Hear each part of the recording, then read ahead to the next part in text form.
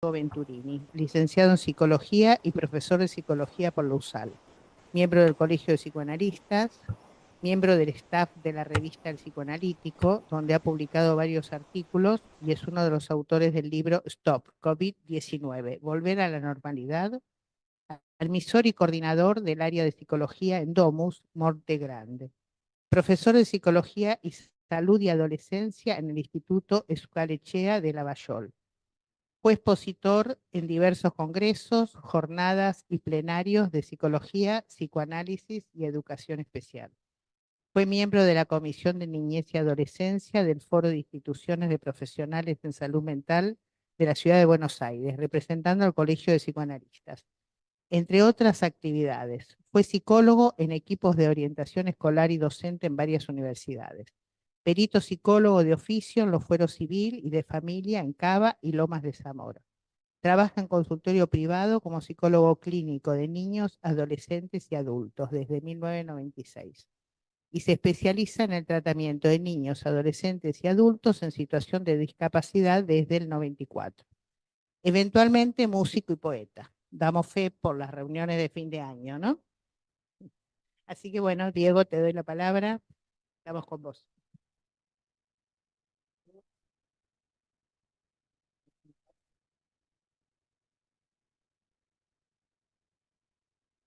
No se escucha, Diego.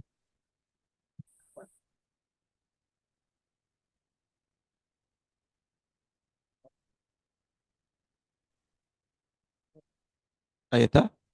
Ahora parece Ahora que sí. dice, Sí, estaba muteado. Disculpen. Bueno, ahora puedo tener un poquito más de distancia porque si no suena muy fuerte, ¿no?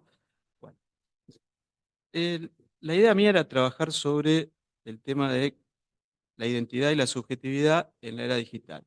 ¿En qué momento tan particular de la historia nos encontramos? Eh, yo pienso esto. Estamos ante un cambio muy profundo en nuestra vida cotidiana. Hoy hay una omnipresencia de cambios, ¿sí? Todo el tiempo. Ahora, lo último que está muy de moda, muy nombrado sobre todo, es la inteligencia artificial. Pero hace un tiempo ya está la inteligencia artificial, hace tiempo que está, lo que pasa es que está llegando a un nivel más masivo. Lo mismo pasa con la llegada del blockchain, la realidad virtual, la realidad aumentada, la Internet de las cosas, la tecnología 5G, todo esto, yo lo que me planteo con este trabajo es decir si nos está afectando de alguna manera y si es una hipótesis, no es una pregunta, es un trabajo en construcción. Si estarán formateando de alguna manera nuestra identidad y nuestra subjetividad. Y en el caso que así sea, la pregunta que yo me hacía es ¿cómo podemos pensar la construcción de la identidad y la subjetividad en esta era digital? La tecnología ha estado al servicio del hombre. El tipo de avance que se ha logrado con la tecnología digital de datos, ¿va en el mismo sentido de los anteriores avances como la imprenta o es otra cosa? Dada esta situación, lo que yo me pregunto es si es posible que podamos pensar alternativas saludables para nuestro trabajo clínico y alternativas saludables en la vida cotidiana, en el vínculo con la era digital, con todo esto que nos trae lo digital. Entonces, bueno, habría que poner un contexto también desde dónde nace este trabajo. Este trabajo viene como una continuidad del que yo presenté el año pasado sobre niños y pantallas, en el cual eh, la idea era expresar algo que veía en las consultas como una cuestión de naturalización en el uso de las pantallas por parte de los niños, los adolescentes y sobre todo sus padres, y que no era un motivo de consulta. Entonces me llamó la atención que se consultaba por los efectos, no sé, un chico con fobias, pero después cuando averiguabas, por ahí había estado viendo excesivamente este, algún tipo de video en YouTube, digo, Skibidi Toilet, por ejemplo, que es algo que ven muchos chicos y que es muy popular, y a determinadas edades todavía el psiquismo no está preparado para procesar esa información. Pero los papás no tomaban en cuenta que eso quizás estaba influyendo en un poco esta situación. Entonces, eso por un lado.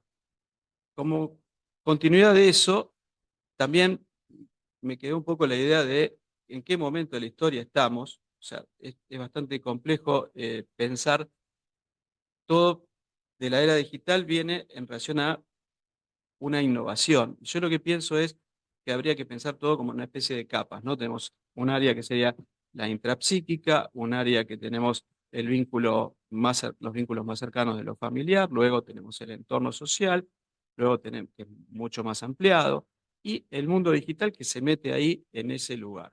Entonces, nosotros que estamos acostumbrados del psicoanálisis a pensar en el sufrimiento, en las problemáticas inconscientes, en hacer consciente aquello que está de manera inconsciente llevando al sujeto a sufrir, ¿qué pasa? ¿Cómo podemos pensar hoy estas cosas? ¿O qué efectos vemos? Y entonces también hay una cuestión que yo le agradezco a Yago Franco, que siempre lo menciona, que es hacer consciente de alguna manera lo manifiesto. O sea, que hay cosas que están ahí dando vueltas y uno realmente no las toma en cuenta como para hacerlas conscientes, porque después se transforman en automatismos en otro sentido. Por eso un poco el contexto era este. Por un lado, también están los que son los dueños de las tecnologías y cómo piensan, y hay filósofos que hablan sobre esto. Entonces, antes de leer mi trabajo, yo les quiero pasar como introducción una serie de unos videitos donde podemos ver, me interesaba compartir con ustedes, ver, por un lado, cómo piensan algunos de los principales tecnólogos en relación a esto y cómo piensa un filósofo que se llama Yuval Harari, el cual la verdad que tiene una postura bastante interesante en relación a esto. Voy a compartirles en un primer momento un video sobre, un segundito.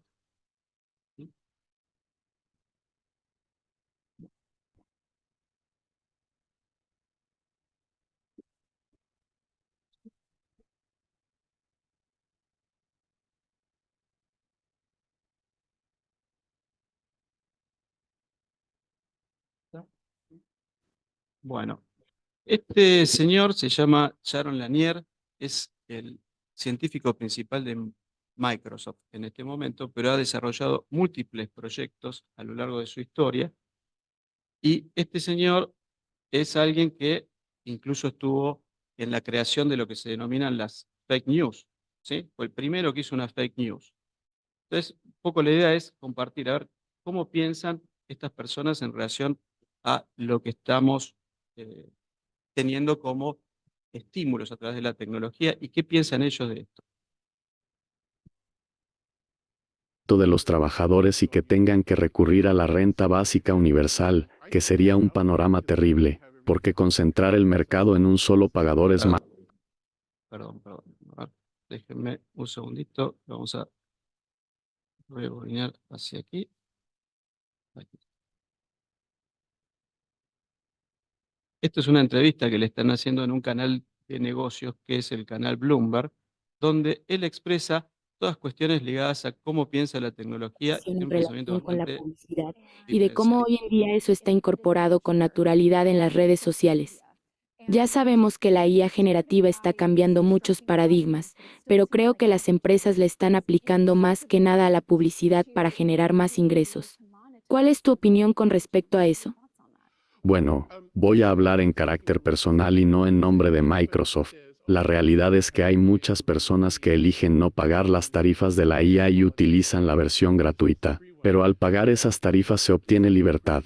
Es decir, al suscribirse a la IA de pago las personas evitan ser manipuladas. Y en cualquier economía de mercado tiene que haber clientes, que pueden ser los usuarios o entidades que quieren manipularlos. Esas son las opciones. Entonces, tenemos que aceptar que para ser participantes de una economía de mercado, debemos comprometernos a hacerlo de forma completa. De otra manera, siempre estaremos subyugados a quienes sí son parte de ella. Entonces deberíamos pagar por la IA. Bueno, creo que ni a mí ni a nadie nos gusta gastar dinero, pero en una economía de mercado, las personas que no están dispuestas a pagar por ciertos servicios, están permitiendo que alguien más se beneficie a partir de la manipulación de esos usuarios. Y esa es una dinámica completamente lógica e ineludible. Es una realidad que hoy en día estamos navegando por los dominios del código abierto, y en el ámbito de la inteligencia artificial. Hay un debate sobre si el impulso de hacer que ciertos modelos sean de código abierto podría exacerbar el riesgo de desinformación. Quisiera saber qué piensas sobre eso. Bueno, este es un tema bastante complejo, y mis opiniones al respecto a veces generan críticas negativas por parte de mis colegas, pero voy a tratar de expresarlas. Creo que el concepto de código abierto se ideó con intenciones realmente buenas, y que las personas que apoyan ese enfoque piensan que hace que la tecnología sea más abierta, democrática, honesta y segura. El problema con esto son las matemáticas de los efectos de red. Por ejemplo, si un grupo de personas comparte información de forma gratuita, ya sea música, códigos computacionales o cualquier otra cosa, se forma una comunidad que funciona como una especie de sistema de trueque gigante. Pero el problema que surge de ese intercambio de elementos gratuito es que inevitablemente crea un monopolio por una cuestión matemática. Y luego, ese monopolio se convierte en empresas gigantes como Google. Entonces, en lugar de lograr la descentralización, se genera una hipercentralización. Y después esos centros de datos se verán incentivados a mantener cierta información en secreto, como sus algoritmos o sus datos derivados, que son muy caros de generar y sirven para mostrar cómo se correlacionan las cosas. Y creo que esta idea de que la apertura conduce a la descentralización es falsa, y hay fundamentos matemáticos y muchos ejemplos para demostrarlo. Sin embargo, muchos siguen creyendo que aportar datos de forma gratuita es algo bueno, cuando en realidad es un modelo que no funciona. Entiendo, pero muchos sostienen que los sistemas de IA, y en particular los grandes modelos de lenguaje, son un misterio para la mayoría. Entonces, si tenemos un modelo de código abierto, al menos podemos ver cómo funciona. Yo pienso que hay una forma de apertura que sería beneficiosa para todos, incluidos los propietarios de los grandes modelos, los usuarios y la sociedad en general. Pero la clave no está en liberar el código, porque eso tiende a fomentar el crecimiento de los monopolios emergentes, algo que le conviene a unos pocos. Lo que deberíamos hacer en realidad es conocer las fuentes. Voy a dar un ejemplo. Imaginemos que un usuario interactúa con un bot conversacional y este comienza a decirle cosas extrañas como, te amo, divórciate, deberíamos estar juntos. Bueno, hay una manera de prevenir eso, pero es difícil cuando una IA gobierna a otra IA y simplemente le dice, no actúes tan raro, basta. Y la razón por la que se vuelve difícil controlar la efectividad de los resultados de la IA es por las limitaciones del lenguaje en sí. Y la humanidad se ha enfrentado a ese problema durante miles de años. Por ejemplo, según la antigua historia del genio y la lámpara, el genio concedía los deseos del dueño de la lámpara mágica, pero muchas veces sus palabras podían malinterpretarse y los deseos se convertían en problemas. Y eso mismo sucede ahora que la IA se autogobierna, porque las palabras son más ambiguas de lo que creemos y pueden generar confusión. Y esa imprecisión de las palabras es lo que hace que los grandes modelos funcionen, porque en primer lugar se rigen a partir de cálculos estadísticos que funcionan muy bien. Pero hay otra forma efectiva de optimizar los resultados de la IA.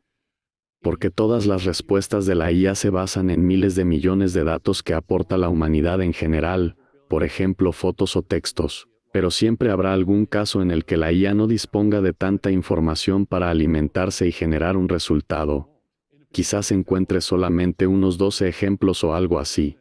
Y hago este gesto para representar una especie de montaña de estadísticas. Se trata de un análisis matemático. Entonces, en ese caso lo mejor es rastrear la fuente de esa información que está disponible. Imaginemos que el bot brinda información dudosa y el usuario le pregunta de dónde la obtuvo exactamente. Y el bot responde que sus fuentes fueron novelas eróticas y telenovelas. Entonces, el usuario le enseña al bot que no utilice esa información. Luego, ese bot sabrá cuáles fuentes combinar para crear el resultado de IA, porque así es como funciona el modelo de la inteligencia artificial. Su magia es que puede tomar información de las personas y combinarla de manera coherente. Por ejemplo, se puede utilizar un reconocedor de gatos y otro de globos aerostáticos y pedirle a la IA que los combine. Entonces, tomará al azar ambos elementos para obtener un gato en un globo aerostático. Es fantástico, y siempre se puede volver atrás. Pero no lo hacemos porque normalizamos el hecho de no saber de dónde proviene Internet. Pero esa es una forma errónea de abordar la IA. Y ya que este es un canal orientado a los negocios, es pertinente plantear mi teoría de que si se pudiera identificar a aquellos que contribuyen con los resultados de IA, se podría incentivar a las personas a que aporten nuevos datos que mejoren el sistema. Y en segundo lugar, se podría compensar a esas personas. Creo que de esa manera se evitaría el desplazamiento de los trabajadores y que tengan que recurrir a la renta básica universal, que sería un panorama terrible, porque concentrar el mercado en un solo pagador es malo, como sucede en los sistemas totalitarios en los que una sola entidad tiene el control total. A propósito de este tema, me gustaría hablar de lo que llamas dignidad. Bueno, un poco la idea mía es que podamos ver cómo están pensando estas personas estas cuestiones. No sé si puedo mover esta barrita. No me deja verlos. Ahora les voy a pasar otro video cortito. No sé por qué tiene como una marca. Se ve una marca, ¿no? La dejamos ahí. Misterios de la tecnología. Bueno, bien. Bueno, ahora vamos a escuchar al ejecutivo de Google. ¿Sí? Son unos minutitos. En todo esto. Creo que con la IA tendremos la oportunidad de repensar esa experiencia durante los próximos años. Veo cuál es el centro de la innovación de la inteligencia artificial. Son los teléfonos inteligentes y los lentes. Eso es lo que creo. La última vez dijiste que China estaría a la vanguardia de la IA. ¿Qué deberían tener en cuenta los legisladores al decidir? Con el tiempo, debemos desarrollar marcos a través de los cuales logremos la cooperación mundial en favor de la seguridad de la IA. Sé que suena un poco a ciencia ficción, pero ya hemos hecho cosas similares en otros campos, como la tecnología nuclear y otros. Necesitaríamos un marco parecido, por lo que esperaría que a lo largo del tiempo haya interacción con China, sobre todo en cuanto a la seguridad de la IA. Inteligencia artificial general. ¿Qué significa para ti? ¿Llegaremos a ese punto? No es una frase bien definida, es distinto para cada persona. Por ejemplo, creo que podríamos definir a la inteligencia artificial general como la capacidad que adquiere la inteligencia artificial de realizar una gran variedad de actividades económicas de manera correcta. Esa es una forma de verlo. ¿Google nos llevará a la IA general? Estamos comprometidos a llevar a cabo progresos fundamentales hacia la inteligencia artificial general de una manera audaz y responsable. Así que me enfocaré en esforzarme por hacer eso y hacerlo bien. Dijiste que hay cosas acerca de la inteligencia artificial que no entiendes. Entonces, ¿acaso la inteligencia artificial siempre tendrá misterio? Tengo una opinión un poco contradictoria sobre eso. Creo que los humanos somos misteriosos. A veces cuando las personas explican por qué hicieron lo que hicieron, cuentan algo que no se entiende del todo. Hoy en día no podemos entender muchos sistemas complejos. La IA nos dará más conocimientos y más visibilidad sobre muchas cosas complejas. Le pregunté a Sam Altman, el director ejecutivo de OpenAI, si deberíamos confiar en él. Bueno, no deberían. ¿Por qué deberíamos confiar en Google? Comparto la idea de que realmente nadie debería confiar ciegamente. Por eso debemos tener sistemas. Y las regulaciones deben ser una parte fundamental de este juego con el fin de lograr un buen equilibrio con la innovación. Pero a medida que estos sistemas de inteligencia artificial sean más capaces, no deberían basarse solo en la confianza de las personas o las empresas. Hemos hablado de las oportunidades. ¿Cuál es la mayor amenaza para el futuro de Google? En mi opinión, para todas las empresas, en particular las de gran escala, la mayor amenaza es realizar una mala ejecución. ¿No hay una especie de paranoia con no convertirnos en Stan el tiranosaurio? Hay una parte de mí que siempre interioriza todo. Creo que el dicho de Andy Grove es muy acertado, solo los paranoides sobreviven. Y creo que este momento no es una excepción. ¿Crees que algún día nos reiremos de esta era? ¿Acaso todo esto no se verá demasiado básico y rudimentario? Espero que algún día eso suceda y esto solo sea un recuerdo. A mis hijos no les impresionan las pantallas táctiles, ni el hecho de que tengan una cantidad extraordinaria de aparatos en sus manos. Entonces no hay razón para no escalar nuestra informática 100.000 veces en unos pocos años. Entonces, espero que en el futuro todo esto se pueda ver solo como algo muy básico. De lo contrario, no habríamos hecho un buen trabajo.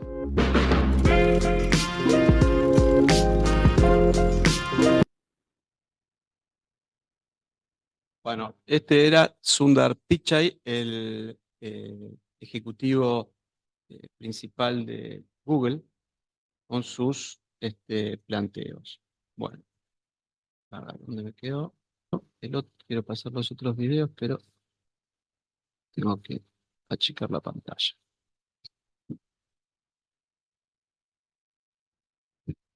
Bueno, ahora vamos a ver a Harari, quien nos va a hablar un poquito de Internet.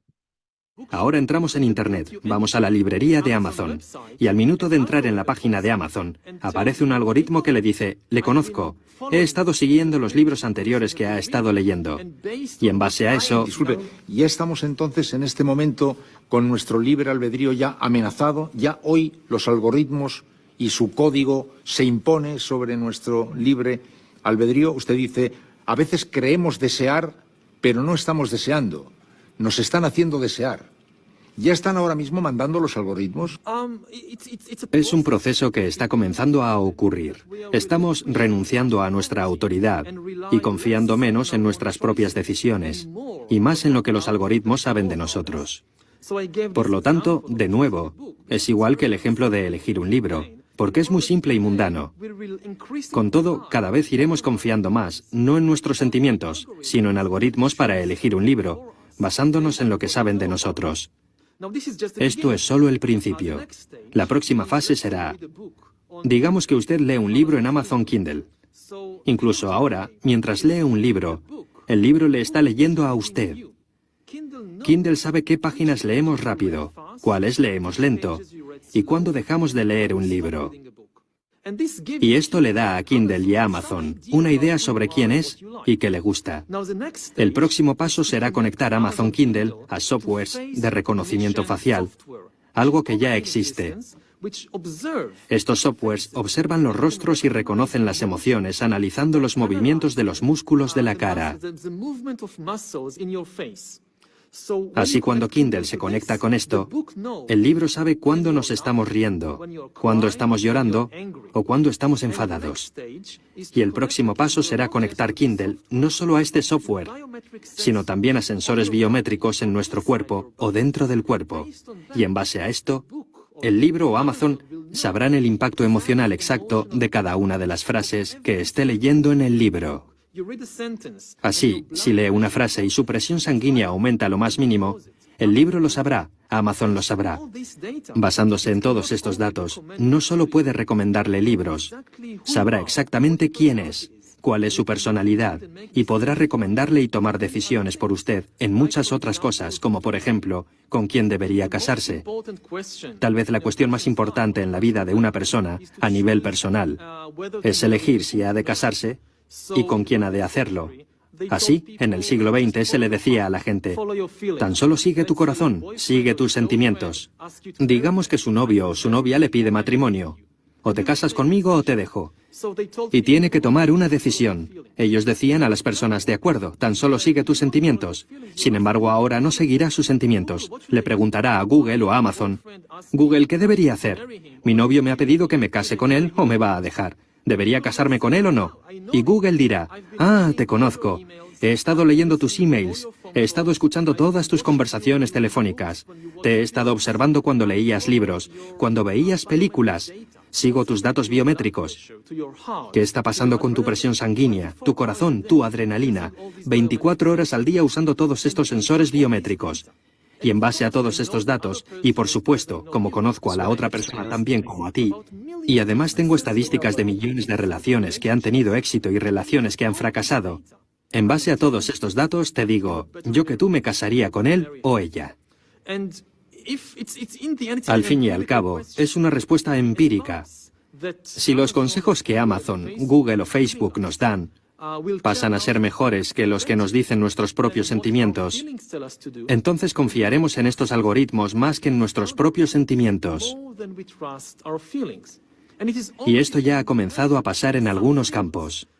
Por ejemplo, cuando la gente va por las ciudades, sigue en Google Maps y no en sus sentimientos, o en el campo médico ya ha ocurrido.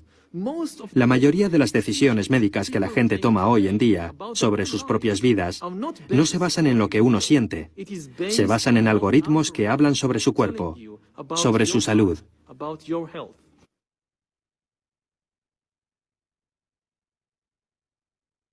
Bueno, hasta acá porque hay muchos videos más que podría mencionar. Lo que yo quería mostrar un poquito con todo esto es de qué se trata y cómo se viene este mundo, que me parece bastante distinto, esta era digital en la cual estamos insertos.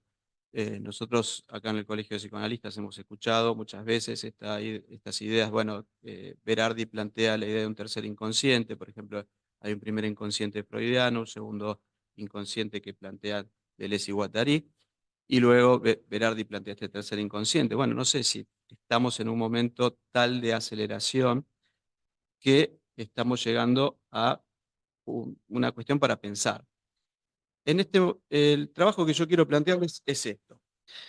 En principio, primera parte, el encuentro con lo digital o con los aliens. Desde hace tiempo vengo planteándome algunos interrogantes acerca del cada vez más claro anclaje del mundo digital en nuestras vidas. Digo anclaje porque cuando pienso en el vínculo actual entre el ser humano y su creación, ex nihilo, el mundo digital, me surge la imagen de un artefacto, una especie de nave extraterrestre que se nos viene encima desde arriba, con la intención de colocar sus patas de aterrizaje en nuestras cabezas e introducirse forzadamente en ellas. Por una parte, el mundo digital me genera muchísima curiosidad e interés. Y en una primera impresión se me presenta amigable, facilitador de la vida cotidiana y accesible. Pero, en otro sentido, lo siento como un elemento artificial, extraño a la naturaleza humana, un artificio no biológico que intenta incrustarse en nuestro cerebro. Me sugiere un encuentro que pone en jaque nuestra naturaleza, a pesar de su origen humano. Un encuentro esperable por el desarrollo mismo del progreso tecnológico logrado hasta hoy, pero a la vez desafiante y en cierto sentido forzado. Aliens o no, lo que está clarísimo es que su desarrollo es de notable influencia al interior del sujeto humano y al interior del tejido social, y también que pretende hacerse un lugar al interior de nuestro psiquismo, tratando de integrarse al mismo. Este mundo digital, ¿serán los aliens de ciencia ficción que nos invaden? Bueno, ya en el artículo Los deslices de la vida digital, que publiqué en la revista El Psicoanalítico número 47, me referí, y valga la redundancia, a la influencia del mundo digital en la vida cotidiana y daba cuenta de algunos efectos plausibles en el funcionamiento psíquico. Ahí lo que planteé fue que la tecnología y las nuevas formas de comunicación influyen en la manera en que nos percibimos a nosotros mismos y nos relacionamos con los demás. Las redes sociales, los dispositivos móviles, la cultura digital parecerían estar teniendo un claro impacto en la forma en que se va construyendo nuestra identidad, nuestra subjetividad también. Hecho que se está haciendo cada vez más notorio en niños y adolescentes. Los modos de vinculación con otros, el entorno artificial y natural que nos rodea, y en especial con nosotros mismos, parecerían estar cambiando. Entonces, ¿cómo se construye la identidad en un mundo cada vez más digitalizado? ¿Se ve afectada nuestra subjetividad al estar sobreexpuestos al mundo digital? Y cuando digo sobreexpuestos, me refiero a estos videos que vimos. Ahí tenemos un dato. Bueno, identidad y subjetividad ayer y hoy. Acá en este apartado tomaré algunos autores que me interesan para realizar un contrapunto entre lo que ellos planteaban en sus momentos y lo que vemos hoy como efectos de la vida digital en nuestros días. Érase una vez. Desde la antigüedad, la identidad ha sido un tema de interés para los filósofos. Para Platón, la identidad estaba relacionada con las ideas de las formas perfectas y eternas, mientras que para Aristóteles estaba vinculada con la sustancia individual y única de cada ser. Estos enfoques filosóficos, con sus diferencias, establecieron las bases para pensar la identidad como algo inherente y distintivo de cada individuo, intentando establecer los límites entre lo propio y lo ajeno, lo esencial y lo accesorio. Hoy, ¿siguen siendo válidos los interrogantes griegos? ¿Cómo podemos pensar lo ajeno y lo propio o lo esencial y lo accesorio, siendo que el mundo digital ha venido a poner en cuestión ese orden? Lo digital parecería haber trastocado ese antiguo orden de significación, invirtiéndolo en algún sentido, en un proceso que se viene dando en forma silenciosa, sin prisa, pero sin pausa, y que se puede ver, por ejemplo, en el lugar que representa hoy el celular en nuestras vidas. El celular se ha transformado en un artefacto cada vez menos accesorio y a la vez más esencial para llevar adelante cualquier actividad, en especial en los ámbitos urbanos. Entonces, ¿qué pasa en el psiquismo si esto sucede tan velozmente? ¿Qué pasa si la tecnología, inicialmente creada ex nihilo por el hombre, se transforma en el performador de su creador? ¿Qué pasa si lo accesorio se vuelve esencial y terminamos siendo el accesorio de nuestra propia creación? ¿Y quién o quiénes controlan esa tecnología con la llegada de la inteligencia artificial? Parecería, en mi opinión, que algo está cambiando radicalmente. Respecto de la velocidad de instalación de la vida digital, ya estamos teniendo una gran cantidad de evidencias que nos muestran una afectación clara de la atención, la memoria y la percepción, funciones esenciales de la conciencia y el yo. Por ende, la construcción del psiquismo se ve afectada y con ella la construcción de la identidad y la subjetividad de época. En nuestras consultas surgen evidencias clínicas de la presencia de síntomas vinculados al temor a la pérdida real o imaginaria del celular. Esto se tiende a nominar como nomofobia y genera crisis de angustia en cada vez más sujetos. La persistencia y frecuencia de aparición de este síntoma en varios sujetos ya nos estaría mostrando por sí misma una progresiva construcción de una identidad dependiente de la tecnología. En los que tenemos más de 40 años de edad, tal vez inicialmente podríamos pensar en la constitución de un rasgo que posteriormente podría derivar en un síntoma dentro de una identidad más o menos formada y que está a su vez en proceso permanente de transformación. Pero en los niños y adolescentes, el temor a la pérdida del celular tal vez esté constituyendo otra cosa. Quizás sí esté siendo parte de una identidad que se está construyendo con el celular como un elemento central, natural, esencial y necesario de la misma. O sea, a veces en las consultas he llegado a pensar que el celular para algunos niños o adolescentes equivale a una parte del cuerpo en su grado de significación. Todos nos vemos afectados y cada vez más dependientes de las pantallas, pero más aún los niños y adolescentes. En este ejemplo vemos que un accesorio tecnológico ajeno desde lo real a nuestro psiquismo y a nuestra biología influye de manera directa en lo que antes era esencial o propio, el pensamiento, las emociones y los afectos, desplazándolos a un lugar accesorio. Mientras usamos el celular creyendo que estamos usando una herramienta útil a nuestras ocupaciones y los niños juegan inocentemente con él, el mundo digital inserto en el aparato parecería decir mantras que no siempre escuchamos. Esto lo pienso así como una especie de música, ¿no? Que suena de fondo. No pienses, el aparato piensa por vos. Solo tenés que sentir lo que las redes te proponen. Tenés que vivir lo que se ve en las redes. Lo que lees aquí, en el mundo digital, digo, es la verdad. Esta es la moda y no otra. Odia y manifiesta ese odio que hace bien, etcétera, etcétera, etcétera. Podría decir un montón de cosas más al respecto. ¿Serán estos mantras la música de fondo que hoy estamos escuchando y que nos llevará a prescindir de formas hasta ahora habituales de pensar o sentir? Entonces, como primera hipótesis, podríamos intentar pensar que hoy hay un otro digital que está intentando establecer un carácter performativo al interior del sujeto humano. Bueno, sigo por otra parte. ¿Y cómo se concebía el mundo? René Descartes, en su discurso del método, planteaba la idea de que la identidad se encuentra en la capacidad de pensar y dudar. Pienso, luego existo, decía. Según su concepción, la centralidad de la identidad estaba puesta en la capacidad humana de pensar y dudar, el pensar como previo a la existencia, la razón por encima del mundo sensible, Dios como origen de esa razón y por ende la identidad dada por la razón.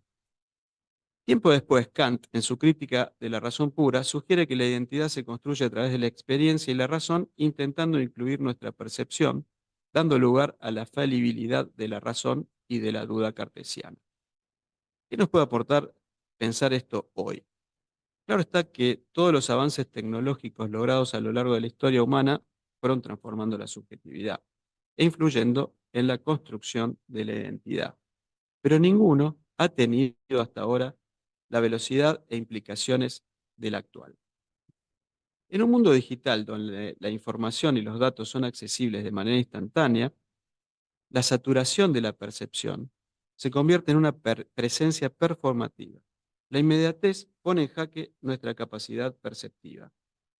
La saturación de estímulos, con información simbolizable, pero casi improcesable por la índole de su velocidad, comienza a condicionar seriamente nuestra capacidad de pensar. Y por ende, me pregunto, ¿de existir? Para Descartes, la identidad estaba dada por la capacidad de pensar, pero hoy la capacidad de pensar está interferida por la inmediatez de los dispositivos. También en este caso, el postulado kantiano de que cada uno puede ver el mundo de acuerdo con el color de los anteojos que usa, toma una dimensión que excede lo meramente perceptivo. Lo observable es transformado por el observador.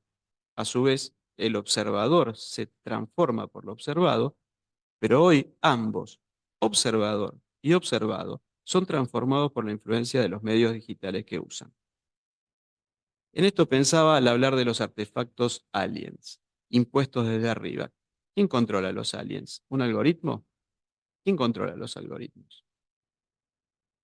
Los filósofos existencialistas, Sartre o Heidegger, con sus diferencias, nos instaban a reflexionar sobre la autenticidad y la responsabilidad vital en la construcción de nuestra identidad, proponiéndonos ser conscientes de la certeza de la muerte como eje ordenador de la vida humana. En un entorno digital donde prevalece cada vez más lo virtual y en el cual la imagen pública y la validación externa juegan un papel importante, ¿cómo podemos mantener nuestra autenticidad y preservar nuestra identidad? La forma en que nos presentamos en línea a través de perfiles en redes sociales muchas veces muestra una versión idealizada de nosotros mismos, lo cual puede influir en nuestra autoimagen y en cómo nos perciben los demás. Por ejemplo, una persona puede sentir la necesidad de mostrar una vida llena de éxitos y felicidad en sus redes sociales, aunque en realidad esté experimentando dificultades y frustraciones. Esto en la clínica lo vemos constantemente. De hecho, a veces uno puede ver en un estado de WhatsApp de algún paciente alguna cuestión que en la clínica se trabajó de otra forma. Esta discrepancia entre la realidad y la representación en línea conspira contra la posibilidad de lograr una autenticidad basada en el autoanálisis y, sin duda, genera tensiones en la construcción de la identidad porque presiona cada vez más al sujeto a lugares preestablecidos por las mismas redes. Por otra parte, el uso continuo del celular nos aleja de la posibilidad de reflexión y pensamiento autónomo que de por sí exige la elaboración de la idea de muerte. El mundo digital nos mantiene ocupados en otra cosa, nos aliena en su propia burbuja, generando un mundo cerrado y autorreferencial que nos aleja del contacto real con la muerte y con el otro, con propuestas de estímulos constantes que se parecen más a un entretenimiento de autoengaño que van anulando paulatinamente nuestro principio de realidad, tan caro a la constitución del yo. Bifo Berardi nos alerta diciendo, la saturación de información y exigencia de rendimiento constante pueden afectar nuestra identidad y subjetividad. Byung-Chul Han plantea el impacto de la sociedad de la transparencia en nuestra identidad. Dice, en la sociedad de la transparencia, donde todo es visible y accesible, nuestra identidad se ve desafiada. Esto se refiere a los de más de 40 años, pero en los niños, yo pensaba esto, ¿no? ¿Desafiada en quién? Los que tenemos más de 40 años tal vez sí, pero digo, los niños y adolescentes que están construyendo su identidad es algo distinto. El celular para ellos ya no es un afuera o un adentro tan claro. La identidad se va construyendo en un entre, implicando de la misma manera al cuerpo y al celular, siendo este una extensión corporal, una especie de alter ego, o un alter, mejor dicho, una especie de alter aparato psíquico, con instancias proveedoras de sensaciones de placer o castigo, como si fuesen un yo o un superyo secundarios, al igual que sucede con los discos externos que usamos en estas máquinas. ¿Cómo afecta esta exposición constante en línea a nuestra percepción de nosotros mismos y a la construcción de nuestra identidad? ¿Cómo podemos encontrar un equilibrio entre nuestra vida digital y nuestra vida real para preservar nuestra identidad y subjetividad en este mundo tan digitalizado? La influencia de la publicidad digital y los algoritmos de recomendación parecerían estar influyendo notablemente en la formación de nuestra identidad. Las plataformas digitales recopilan datos sobre nuestros gustos, preferencias y comportamientos en línea para mostrarnos anuncios personalizados. Esto es lo que se llama metadatos. Esto va moldeando paulatinamente, sin prisa, pero sin pausa, nuestra percepción de nosotros mismos al influir en las decisiones que tomamos y en las experiencias que buscamos en línea. La construcción de la identidad precisa de ofertas identificatorias que provienen del entorno. Hoy tenemos una vacancia de tales ofertas, en especial para los niños y adolescentes. Los padres no están en sus casas porque no tienen tiempo y trabajan en exceso o, si están presentes, tal vez también están ausentes, al estar metidos en sus propios dispositivos y sin conectar realmente con ellos. O sea, digo con los niños y adolescentes. ¿El mundo digital estaría tomando esos espacios vacantes? Parecería que los avances del mundo digital estarían creando una era digital y con ello una nueva forma de vinculación y lazo social y por ende una nueva modalidad de construcción de la identidad. Todo ello vendría a corroborar la tesis de Bauman acerca de que estamos en una modernidad líquida, performativa de una nueva identidad. Desde el psicoanálisis, tanto Freud como Lacan nos invitan a considerar la influencia de las relaciones sociales y el lenguaje en la construcción de nuestra identidad y subjetividad. El mundo digital ha ampliado nuestras posibilidades de expresión y conexión con otros, pero también introduce nuevos desafíos. La comunicación a través de medios digitales, con el uso de mensajes de texto a través de redes sociales, carece de muchos de los matices de la comunicación cara a cara. Y vemos todos los días en el consultorio que es una modalidad de comunicación que puede llevar a malentendidos y dificultades en la construcción de relaciones significativas. Un ejemplo de esto es el mensaje, cómo se lee el mensaje de texto, ¿no? Al mensaje de texto le falta música, le falta el tono, le falta la parte profunda de lo que quiere decir el otro. Y uno puede ver en el consultorio un montón de situaciones en las cuales se trata de malentendidos, ¿sí? Simplemente son malentendidos que la persona no quiso decir eso, pero claro, al faltar la prosodia, toda esta cuestión tonal, realmente genera dificultades. Otro tema, la sobreexposición a imágenes y contenidos digitales podrían ya estar influyendo en nuestra percepción de la realidad y de nosotros mismos. Por ejemplo, la constante comparación con las vidas aparentemente perfectas que se muestran en las redes sociales podrían generar inseguridades y afectar nuestra autoestima. Va a sonar repetido, pero cuando Freud enfatizaba la importancia de las experiencias infantiles y las relaciones tempranas en la formación del aparato psíquico, sugiriendo que los conflictos no resueltos en estas etapas pueden influir en nuestra forma de ser y relacionarnos con el mundo, ponía el acento en algo que quizás se sabía, pero no se miraba. ¿Estará pasando algo así con las naturalizaciones de conductas en esta era digital? ¿Se sabe que algo pasa, pero no lo estamos mirando? Veo en el consultorio diariamente como los niños y los padres llegan con el celular en la mano y se sientan en la sala de espera mirando la pantalla. Cada uno centrado en su mundo, muchas veces sin hablarse y otras discutiendo por seguir o no seguir conectados al celular. ¿Qué influencia está teniendo en esos niños la vacancia de los padres o el desconocimiento que tienen los padres acerca de cómo debe manejarse con esta tecnología y cómo deben transmitir el manejo de esa tecnología a sus hijos. Pienso que somos ignorantes aún de este proceso en desarrollo y que aún no tenemos parámetros claros al respecto, pero no por ello tenemos que olvidar la propuesta simple que nos hizo Freud, de mirar ahí donde no se mira, y por ende no podemos naturalizar de este modo este tipo de lazo social y esta falta de oferta identificatoria, ni dejar de pensar en sus consecuencias en la construcción de la identidad y la subjetividad. Hay un trabajo muy interesante de Jerry Turkle que me recomendó justamente Alicia, donde en Reclaiming Conversation da cuenta de este fenómeno. Jerry Turkle dice que los niños le piden a los padres que tengan los mismos límites y coherencia que les piden a ellos en el uso de los dispositivos digitales. Y en ese sentido, me he referido en otro texto a la peligrosa y ya presente naturalización del uso de las pantallas en los niños. Bueno, cuando Lacan nos dice que el inconsciente está estructurado como un lenguaje, nos plantea que nuestra identidad se construye a través de la vinculación con ese otro, y que allí nace el malentendido y el deseo que luego será el motor de la subjetividad. También nos muestra un lugar incómodo al que no queremos arribar. Nos presenta el goce, la locura, la alienación y los fenómenos perceptivos. Nos muestra algo muy freudiano, una subjetividad que oculta que nuestras acciones y pensamientos son motivados por deseos inconscientes que buscan satisfacción atravesados por el lenguaje. ¿Cuál es hoy la lógica del deseo?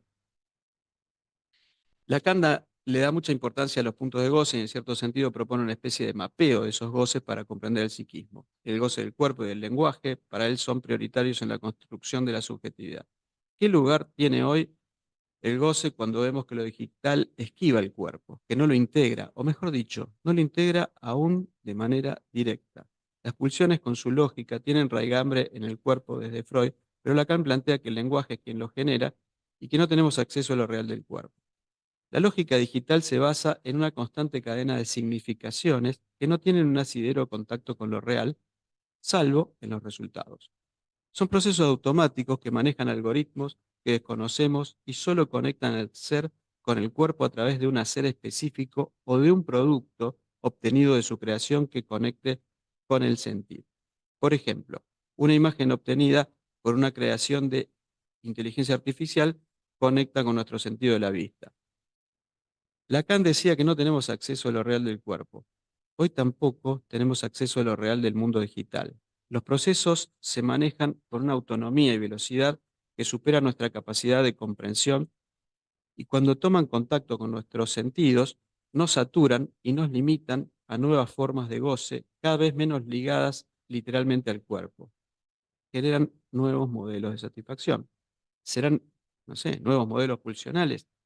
Por ejemplo,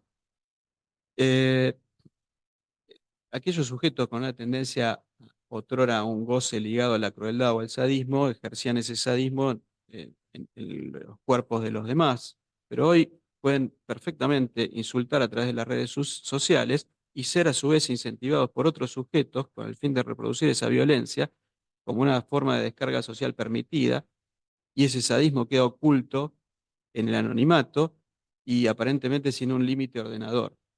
Antes quizás estas personas se ocultaban para llevar a cabo sus goces y hoy lo hacen a viva voz en las redes, encubiertos por ellas mismas, ¿no? Si el lenguaje y en especial su riqueza tenían un rol ordenador en cierto sentido de ley, hoy ese rol se está limitando a ser funcional a un sistema de creencias impuesto desde las redes sociales, performateando a los sujetos y transformándolos en consumidores ávidos de un tipo de lenguaje ya mucho más limitado y sesgado, y tal vez controlado por combinaciones matemáticas prediseñadas. Al respecto del tema de la destrucción del afecto y el lenguaje, bueno, hay varios textos a los que se refiere Yago Franco que sugiero leer, están en la revista El Psicoanalítico. Bueno, la dimensión del sufrimiento. Acá quiero ahondar en lo que nos ocupa habitualmente, el sufrimiento. En los trabajos anteriores, pero especialmente en los niños y pantallas, planteé hace unos 7 meses, había en una estadística que teníamos en el consultorio, en el centro donde atendemos en Monte Grande, unos 600 casos, hoy esa estadística estaría en unos 100 casos, y puedo decirles hoy que el 100% de las consultas tienen alguna cuestión de exceso de uso de pantallas. Esto sigue siendo exactamente igual.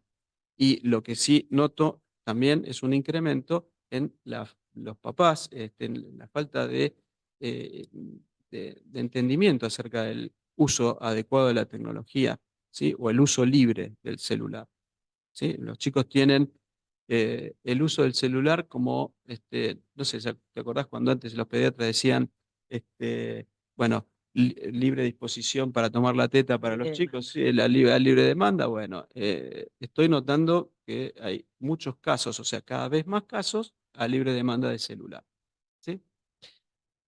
Y es una estadística no menor, 100 casos más en 7 meses.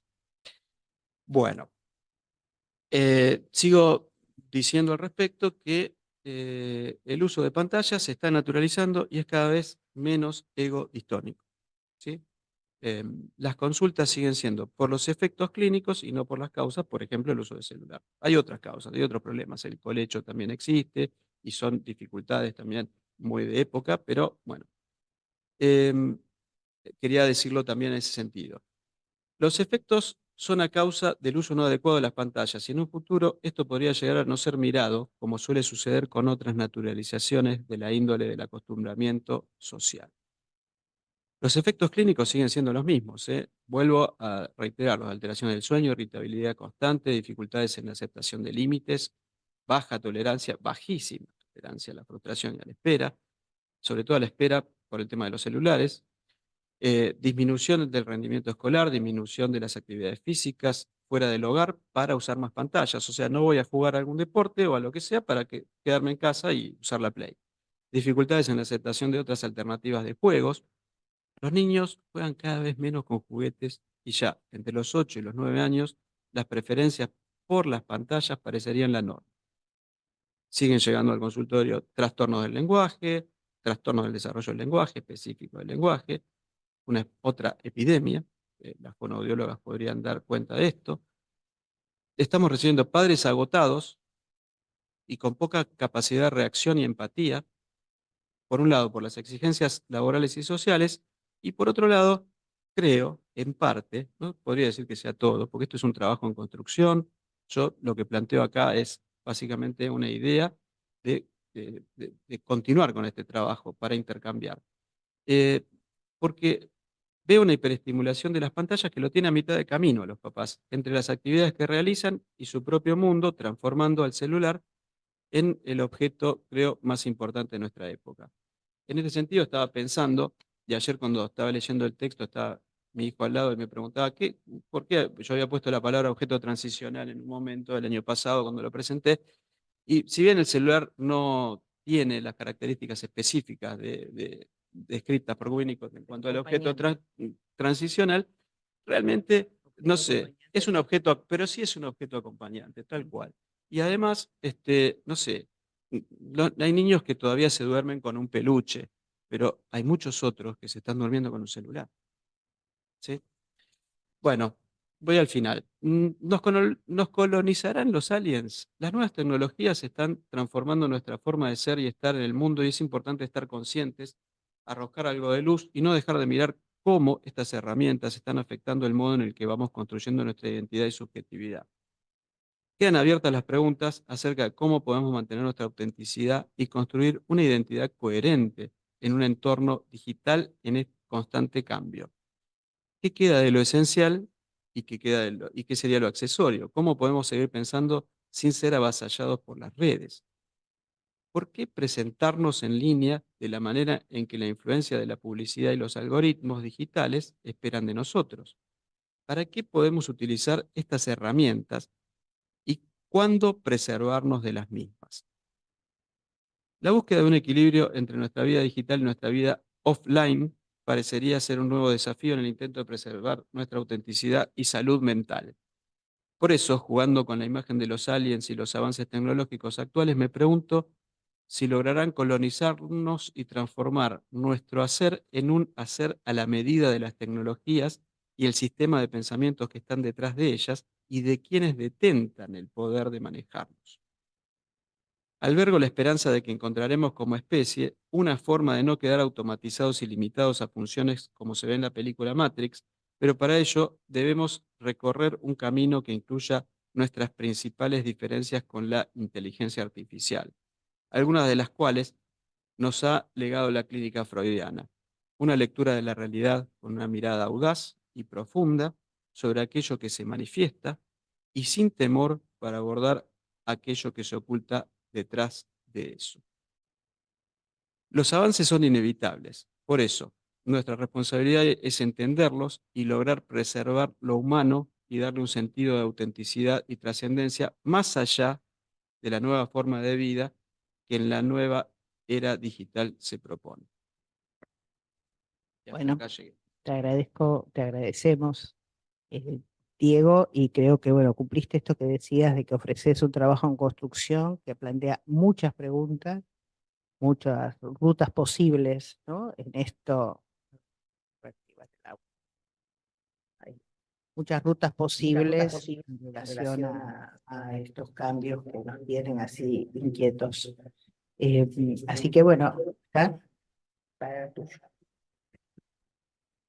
Ahí está.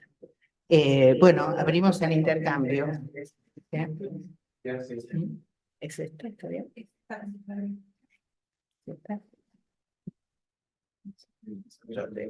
¿Salió el sonido?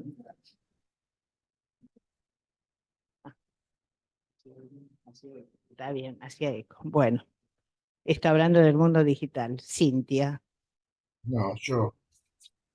Ah, bueno, Carlos. Está bien, Sí. me parecías como Cintia. Sí, claro, sí. por Compartimos el espacio. supuesto. Ya lo sé. El espacio real, ¿no? Pasa que justamente estaba Real, como no el muy virtual. achicadito y no los veía los dos. Ya está. Bueno, Diego, la verdad que quería primero felicitarte por el trabajo que has hecho, que como decía recién Alicia, abre muchísimas cuestiones. Yo me quería referir a 3 temas que me hicieron pensar tu trabajo. El primero de ellos me hizo asociar con un famoso libro de un crítico de la cultura muy importante del siglo pasado, que fue Harold Bloom, que escribió en la segunda mitad del siglo, creo, un libro que sostenía, bueno, creo que el título es Shakespeare, la invención de lo humano.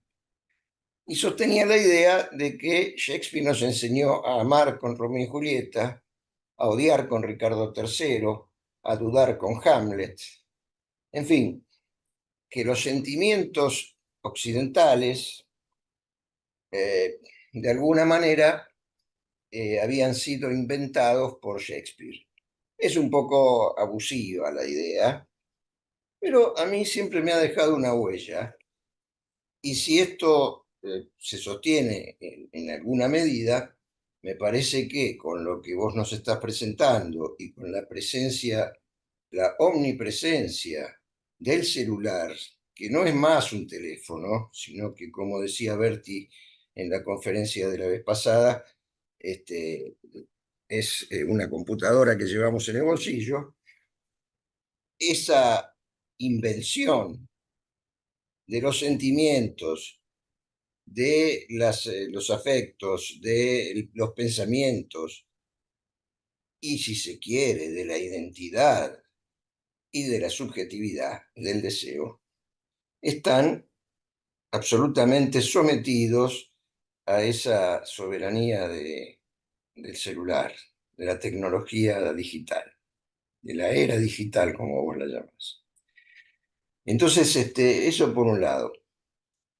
Esto es una cosa que yo observo en la clínica. Te agradezco, por otra parte, la presentación de una clínica que no es la mía, que es la clínica de niños, porque creo que es allí donde se pueden observar con mayor claridad y con mayor plenitud los efectos de los dispositivos digitales. Pero lo que observo en jóvenes, mucho, es que la presencia, la omnipresencia, por otra parte, de la pornografía ha formateado la sexualidad de muchos jóvenes. Y esto en detrimento de los contactos reales entre cuerpos.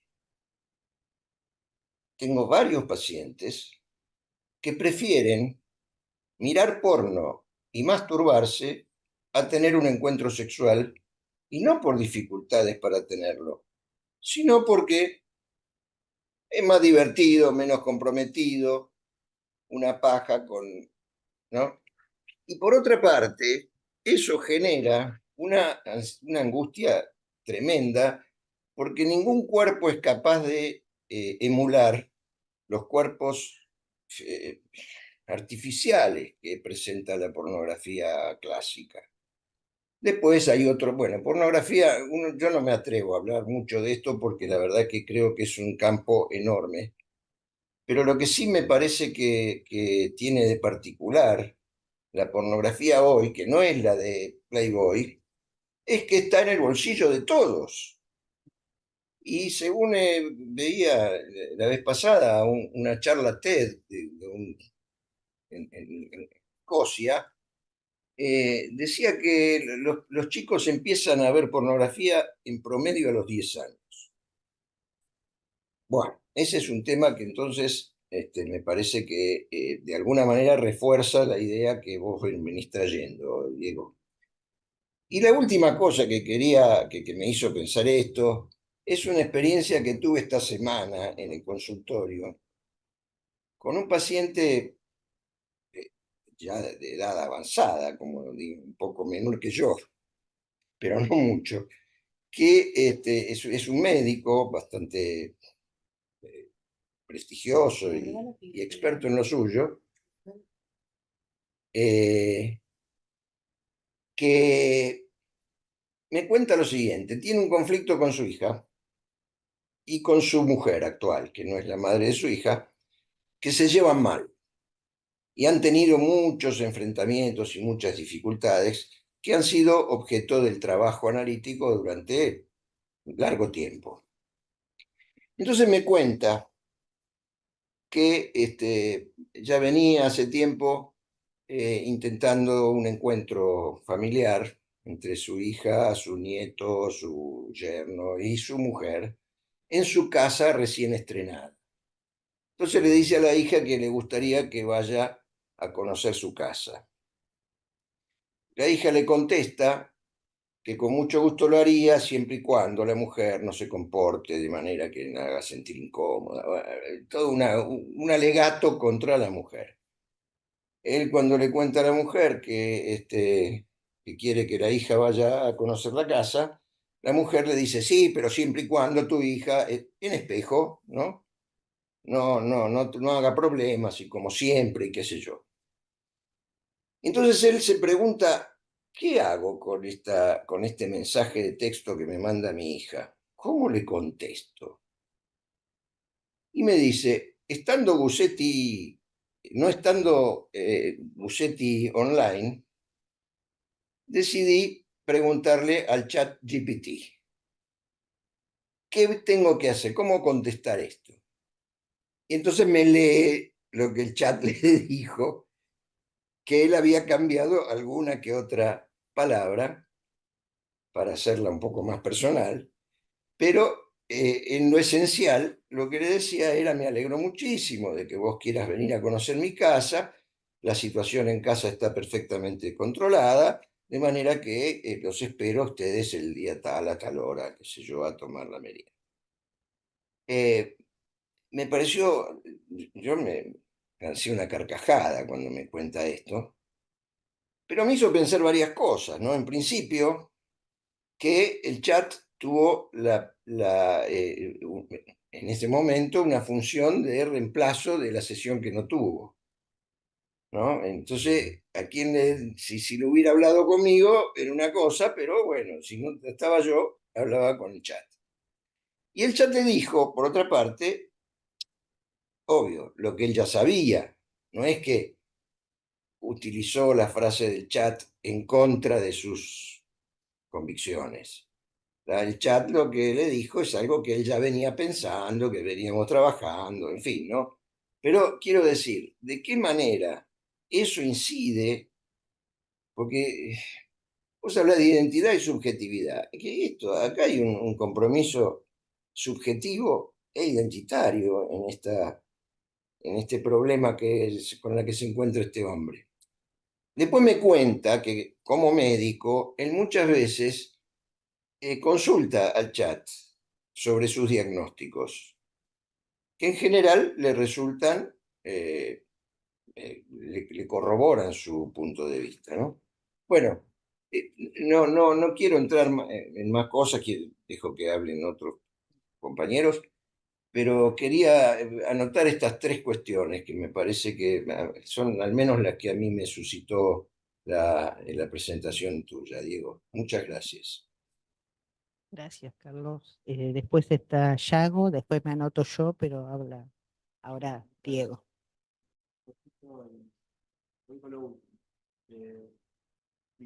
No se oye, Diego.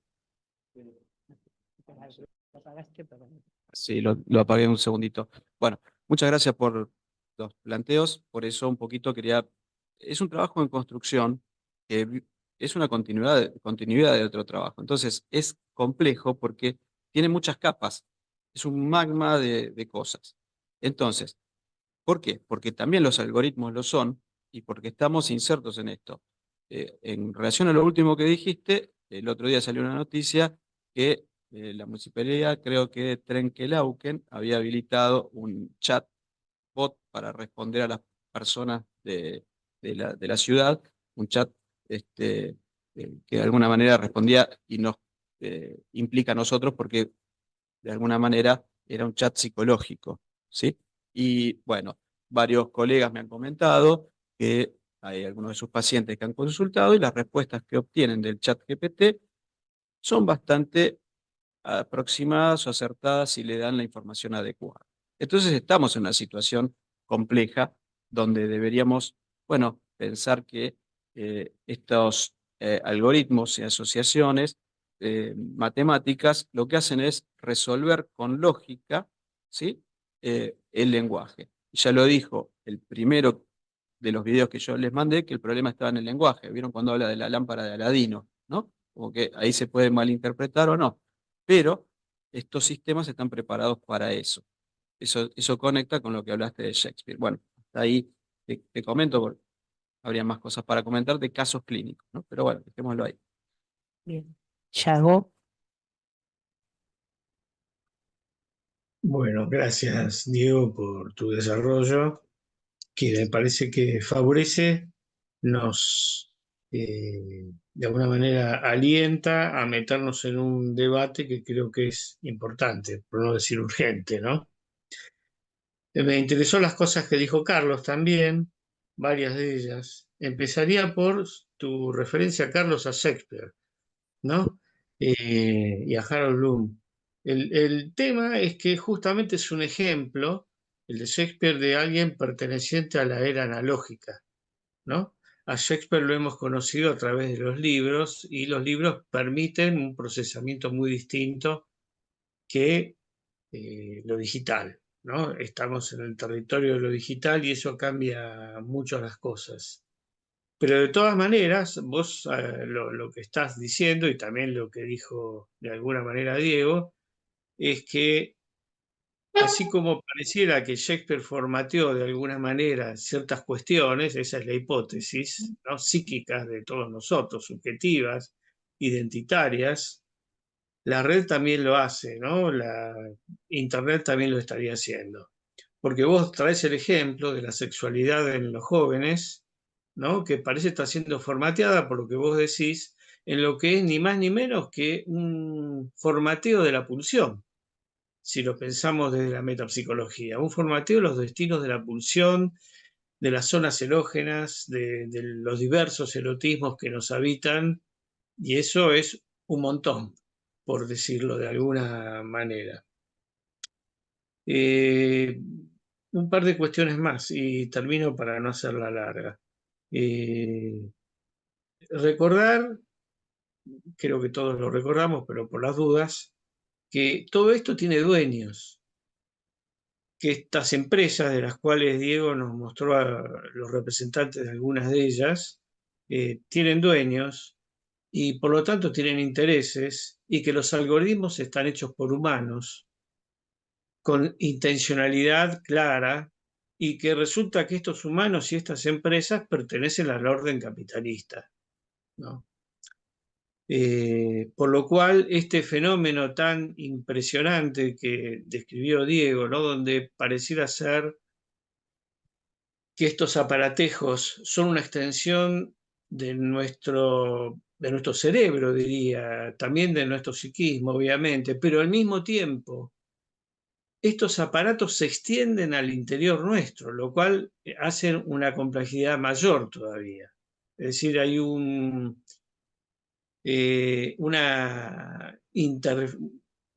internalización, una incorporación al mismo tiempo que una proyección en un interjuego bastante complejo del psiquismo en estos aparatos y de estos aparatos en el psiquismo.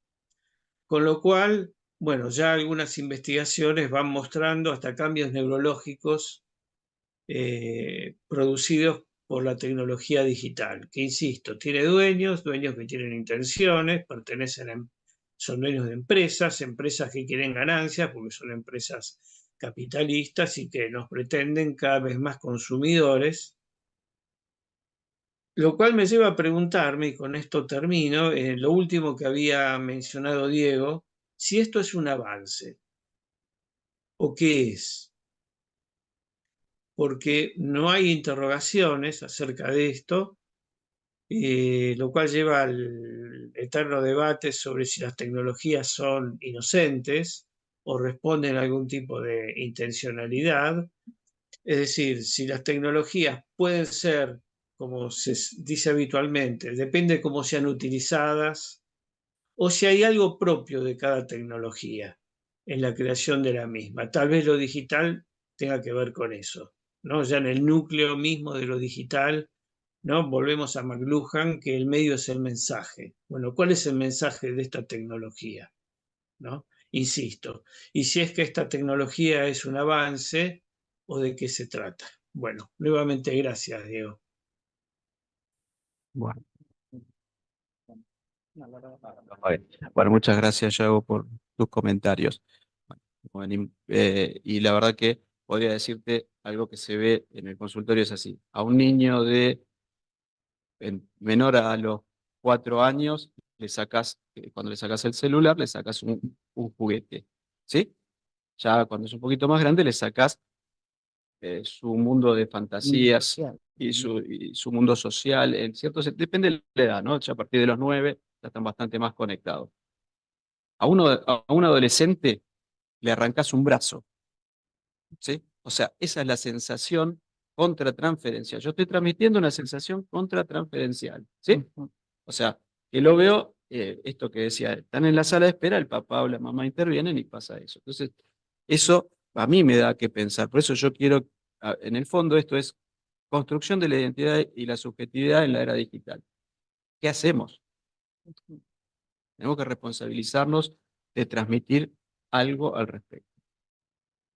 Bien, bueno, yo me había anotado mentalmente después de Yago y antes de Hermes.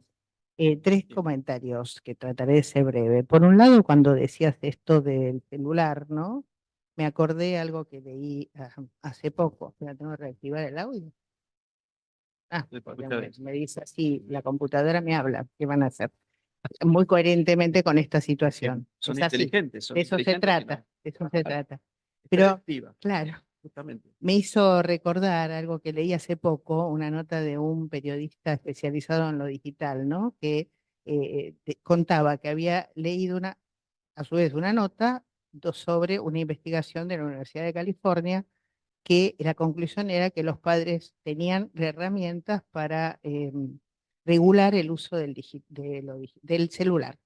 Entonces él abre esperando a ver qué tipo de aplicación, qué tipo de programa se trataba, y la investigación decía simplemente que los padres podían usar menos ellos el celular y pautar los horarios de uso del celular, sacarlo del dormitorio y demás, ¿no? Lo cual Yo lo que voy es esto también, que es muy complejo lo que estamos viendo. Entonces, está una parte que es lo digital, y acá hago una aclaración. Me parece que valdría diferenciar en esto de lo digital lo que sería,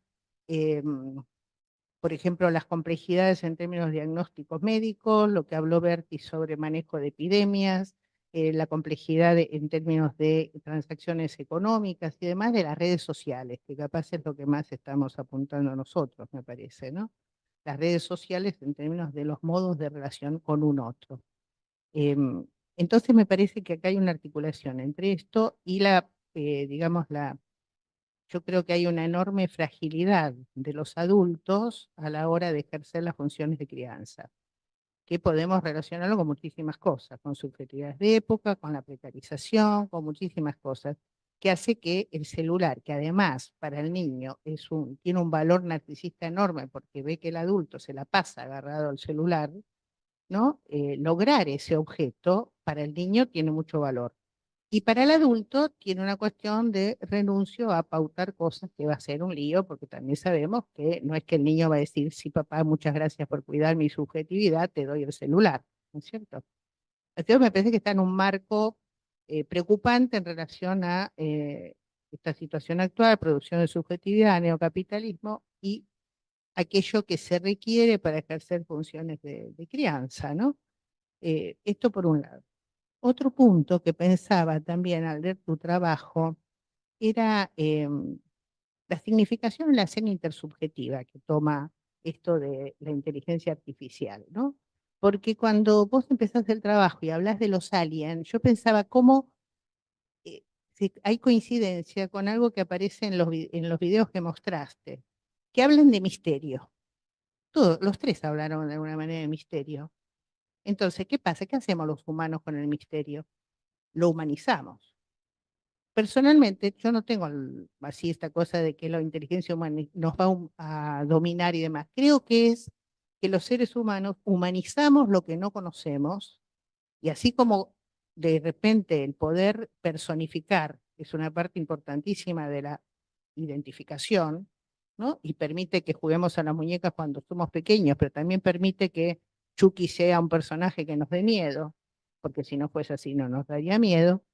Tu comentario de Alien me hizo acordar a otro libro, no mucho más sencillo que Bloom y demás, que es el de Friedrich Dick, ¿no? Que es del año 68, y donde se pregunta si sueñan los androides con ovejas eléctricas, ¿no? Con lo cual ya ahí, desde el 68, con los androides está la proyección de alguna manera, o otorgarle una humanización, que a mí me parece que es algo que hacemos los humanos, que no es algo que tiene la inteligencia artificial. Porque de última, incluso cuando Harari, que hay cosas que se lo discutiría, porque por ejemplo para conducir de un punto al otro, o decidir sobre la salud, yo no me guío por los sentimientos, me guío por conocimientos, y él dice, sentiremos que, ¿no? Está humanizando al algoritmo. Le vamos a preguntar al algoritmo si queremos casar o no, nos tenemos que casar o no con alguien. ¿Qué sé yo?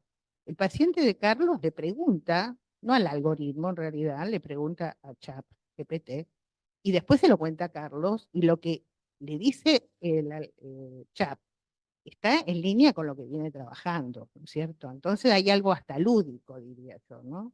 Me parece que en ese punto es interesante pensarlo, a mí me resulta interesante pensarlo como un otro que se nos presenta misterioso, porque cómo funcionan las computadoras, habrán tenido múltiples ejemplos hoy mismo de, bueno, que está el sonido, no está el sonido y demás, es muy misterioso.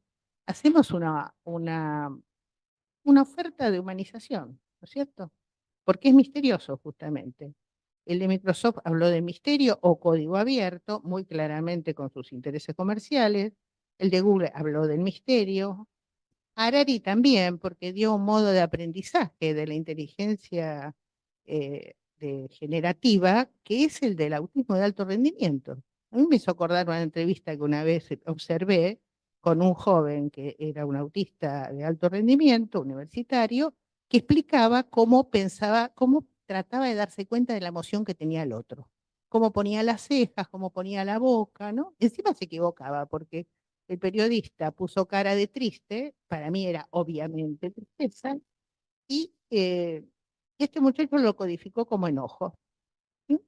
Entonces, evidentemente la cuestión emocional, que es lo que permite la empatía, la intuición y demás, me parece que no siento que estemos en riesgo de que esto sea sustituido. Sí que se lo atribuyamos, es diferente, ¿no? Y bueno, han planteado muchas cosas, como el tema de la pornografía y de las... Creo que en este momento dos problemas importantes son la pornografía y el juego en línea, ¿no?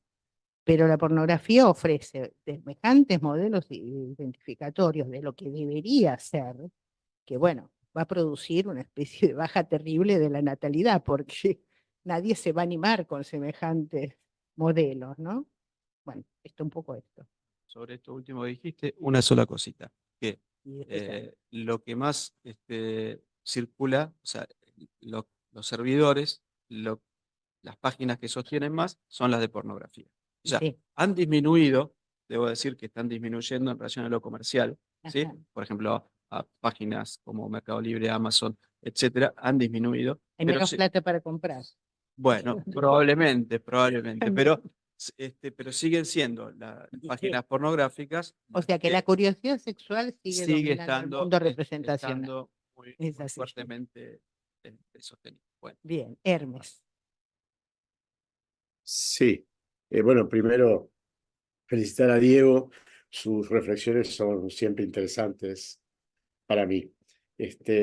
Sí, hay muchas cosas que están planteadas aquí. Por un lado, las problemáticas de las horas de uso de pantalla y cómo impacta esto en el aprendizaje, en la educación, en la atención de los chicos, etcétera. Otra cosa sería los algoritmos y la preconfiguración del deseo, en la medida de que los sujetos no están enfrentados a la posibilidad de desear lo imposible, sino a desear siempre, haciendo una demanda para la cual ya hay una oferta anticipada, hay un mercado en esa preconfiguración del deseo. Y por otro lado, bueno, en mi clínica de adultos fundamentalmente lo que aparece la creciente mediación a las comunicaciones amorosas, afectivas y amistosas de las redes de comunicación, el WhatsApp en particular, ¿no? Y cuando en la clínica aquí aparece un paciente que dice, me cortó por WhatsApp, me dijo tal cosa por WhatsApp y entendí que no quería saber más de mí, y dice, ¿quiere que se lo lea? O a veces yo le pido que lo lea, por lo menos lo que veo que hay otra interpretación posible en esa comunicación por WhatsApp. Entonces, a mí lo que me da la sensación es que entre el conjunto de las problemáticas que plantea muy bien Diego como interrogante, hay una cosa que a mí me preocupa particularmente y es la generalización cada vez más extendida, más amplia, más dramática de una era de la ingenuidad, por un lado, de la ingenuidad frente a las sobredeterminaciones de los intereses intervinientes en esto de la tecnología, y por otro lado, la generación también cada vez más amplia de una percepción paranoica de la comunicación con el otro, ¿no? Nunca se sabe si el color del corazoncito quiso decir una cosa a la otra, si el like es porque le da hueva, o es despreciativo, o es una aprobación genuina, si la carita de risa es porque se está burlando, porque está disfrutando, y no se puede preguntar ni aclarar, porque si no se parece muy mala onda. Entonces me parece que esta doble capa, la paranoia extendida en las comunicaciones interpersonales y la ingenuidad extendida en relación a reflexionar sobre las dimensiones políticas, culturales, económicas, sociales. Me hace pensar esto en dos cosas. Por un lado, en los planteos del análisis crítico del discurso, esta dificultad y necesidad científica de incorporar la intencionalidad como dimensión, como categoría científica del análisis de los discursos. Y por otro lado, aquella vieja cosa que decía el antipsiquiatra Ronald Lyne, cuando decía, bueno, la humanidad y la psiquiatría han encontrado una categoría para designar a aquellos sujetos que se sienten perseguidos sin ser, ¿no? Y le llaman paranoicos, pero no ha encontrado, curiosamente, una denominación para una patología mucho más enorme, mucho más numerosa, mucho más extendida, que las de millones de personas que son perseguidas, vigiladas, controladas y no se dan cuenta. En esa cosa innominada, esa categoría prohibida de nominar, hay una beta de análisis de esta problemática, creo yo. Bueno, muchísimas gracias por tus palabras y estoy bastante de acuerdo. La idea era profundizar y ver que este tema no se puede abordar desde un solo lugar.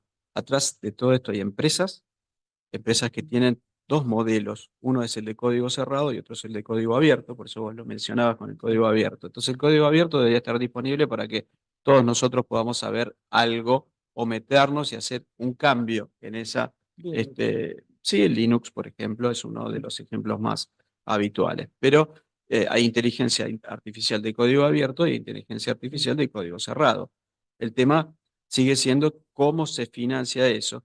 Y lo que no puede pasar es que lo que ellos plantean principalmente es el problema de las fuentes. O sea, ¿cuál es el origen? Por eso este primer señor lo que planteaba es, ¿cuál es el origen de la información?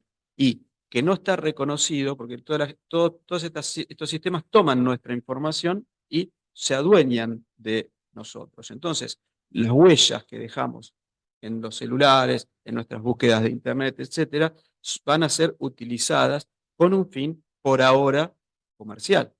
Entonces, tomo lo que decía Hermes al final. Sí, deja una cuestión un poco paranoide y nos deja pensando quiénes son los que van a tener estos datos y no podemos ser ingenuos en este sentido y ver también que hay ya efectos claros en los niños y en los adolescentes que son causados por estas cuestiones y por el tipo de contenidos. Yo no me refería en esta ocasión al tipo de contenidos que ven, pero hay mucho para profundizar al respecto, porque esos contenidos son estímulos muy específicos. No es lo mismo que un nene vea Skibidi Toilet o First Night at Freddy's a los 3 o 4 años que a veces lo ven, y eso es totalmente disruptivo, como ver pornografía, que un niño más armado, con un show mucho más firme, más establecido, con un acompañamiento parental. Lo que sí sugiero es esto. O sea, como la vacancia está por el lado de la parte parental, o sea,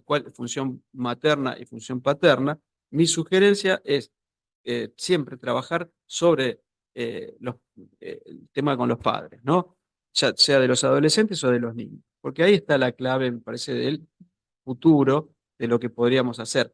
Entonces, un padre que acompaña a su hijo, ve qué está jugando su hijo, hoy hay también estos dispositivos permiten ciertas cuestiones de control parental. El tema del control parental es algo complejo en este sentido porque podría ser también generador de paranoia, de cierta cuestión paranoide para el niño, pero siempre la palabra y el afecto principalmente, que es lo que estabas diciendo vos, Alicia, creo que es lo que podría de alguna manera dar un sentido de verdadera comunicación, de una comunicación, como yo decía, auténtica y transformadora. Y hay cosas ahí que me parece para poder profundizar. Y que nuestra responsabilidad es ir hacia ese camino. Un poco eso es lo que quería decir. Bien, te agradecemos, Diego, No, realmente, porque siempre aportás así cosas que abren muchas líneas, ¿no? Y, bueno, yo quiero agradecer entonces, al colegio, a vos especialmente por la invitación y a todos por participación. bueno, les recuerdo entonces que el próximo plenario es vía Zoom, solo para socios, y Pablo Torres va a hacer un trabajo elaborativo sobre los últimos encuentros. Dice que no es la próxima.